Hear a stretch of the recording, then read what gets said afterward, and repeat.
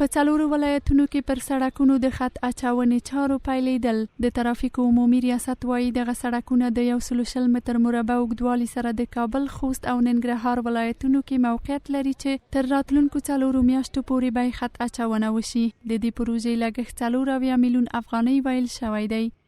نو اوس کې موږ لکه څنګه چې مولوي صاحب اشاره ورته وکړه، موږ د 4 میلیونه بودیجې په اندازه باندې 1,20,000 متر مربع خط اندازي لرو چې نوموړې خط اندازي به د 2 کال تر پایه پورې په 4 ولایاتو کې چې مهم او عمده ولایتونه دي تکمیل شي په خیر سره.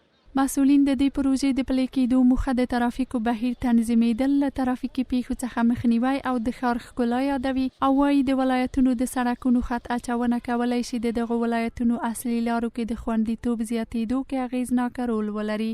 و الحمدلله نظام را الله بر ما نصیب کرد که به خاطر گشودن راه تا هم ترافیک و هم رهروها و موترها قانونمند شوند و هم از خطرات احتمالی که در این ساحه. په ورته مهال ځینې موټر چلونکي پلازمینه کې د یادو پروژو له پلي کېدو خوښي څرګندوي. ما بسیار مهم می‌بینیم، تقریبا 52 سال میشه ما دریوری میکنیم همیشه که خط اندازی دیگه علامات ترافیکی را کلش ما میفهمیم. خود ما بسیار خوش هستیم که علامات ترافیکی زنده باشه، از خاطر ازی که امو قانون مراعات میشه، اگر که نباشه گدوری بسیار زیاد میباشه. ما بسیار خوش هستیم. بسیار مهم است. ما خوشحال میشیم که علامات ترافیکی، نظم و نظام خود ریاست ترافیک، وزارت داخله هرچه بهتر شوه ما خوشحال میشیم.